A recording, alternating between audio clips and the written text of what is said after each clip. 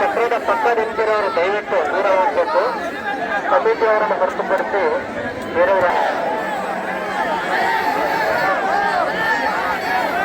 ನೋಡಿ ನಿಮ್ಮ ಮೊಬೈಲ್ ಫೋನ್ಗಳು ಮತ್ತೆ ಒಳಗ ಕಲ್ಪನೆ ಬಗ್ಗೆ ಎಚ್ಚರಿಕೆ ವಹಿಸಿ.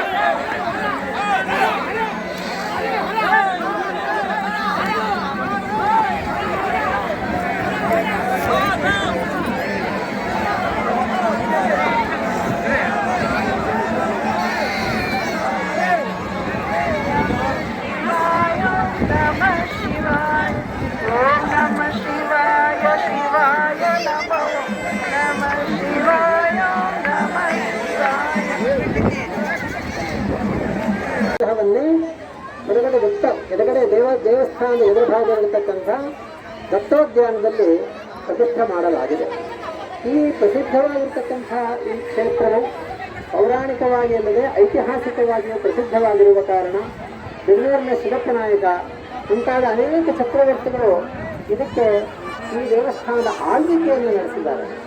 ಇಂತಹ ಪೌರಾಣಿಕ, ಐತಿಹಾಸಿಕ, ಧಾರ್ಮಿಕ ಪ್ರಸಿದ್ಧವಾಗಿರ್ತಕ್ಕಂಥ ಈ ದೇವಾಲಯದಲ್ಲಿ ಪ್ರತಿ ವರ್ಷಕ್ಕೊಮ್ಮೆ ಎಳ್ಳಮಾವಾಸ್ಯೆ ಅಂದರೆ ಮಾರ್ಗಶೀರ್ಷ ಅಮಾವಾಸ್ಯೆ ಎಂದು ನದಿ ಸ್ನಾನ, ಮಾರನೇ ದಿನ ಪುಷ್ಯಶುದ್ಧ ಪ್ರತಿಪತ್ತಿನ ದಿನ ದೇವಸ್ಥಾನದಲ್ಲಿ ರಥೋತ್ಸವ.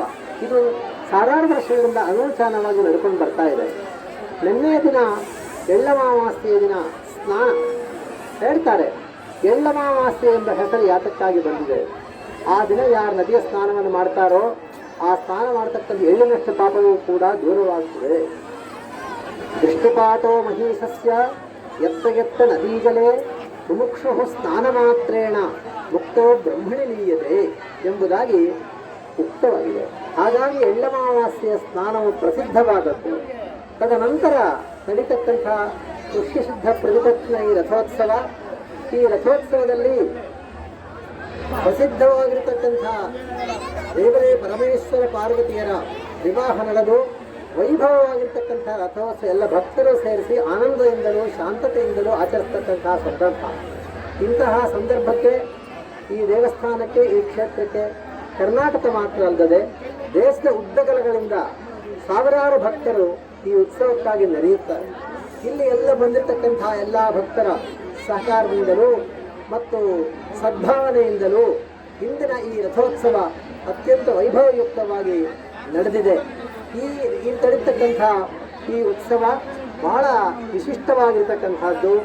ಈ ಉತ್ಸವದಂತೆ ದೇವಾಲಯದಲ್ಲಿರ್ತಕ್ಕಂಥ ಉಳಿದ ಎಲ್ಲ ಕಲಾಪಗಳಲ್ಲೂ ಸಮಸ್ತ ಭಕ್ತರು ಭಾಗವಹಿಸಿ ತಮ್ಮ ಆಕಾಂಕ್ಷೆಗಳನ್ನು ಈಡೇರಿಸಲು ಮಾತ್ರವಲ್ಲದೆ ಸಾಕ್ಷಾತ್ತಾಗಿ ತತ್ವಜ್ಞಾನವನ್ನು ಪಡೆಯಲು ಬೇಕಾಗಿರ್ತಕ್ಕಂತಹ ಪ್ರೇರಣೆಯನ್ನು ಈ ದೇವಸ್ಥಾನದಿಂದ ಮತ್ತು ಈ ಕ್ಷೇತ್ರದಿಂದ ಪಡೆಯಬೇಕು ಎಂಬುದಾಗಿ ಕ್ಷೇತ್ರದ ಸಮಸ್ತ ಭಕ್ತರ ಪ್ರತಿನಿಧಿಯಾಗಿ ಎಲ್ಲರಲ್ಲೂ ವಿನಂತಿ ಮಾಡ್ತೇನೆ. ಓಂ ಸ್ವಸ್ತಿ.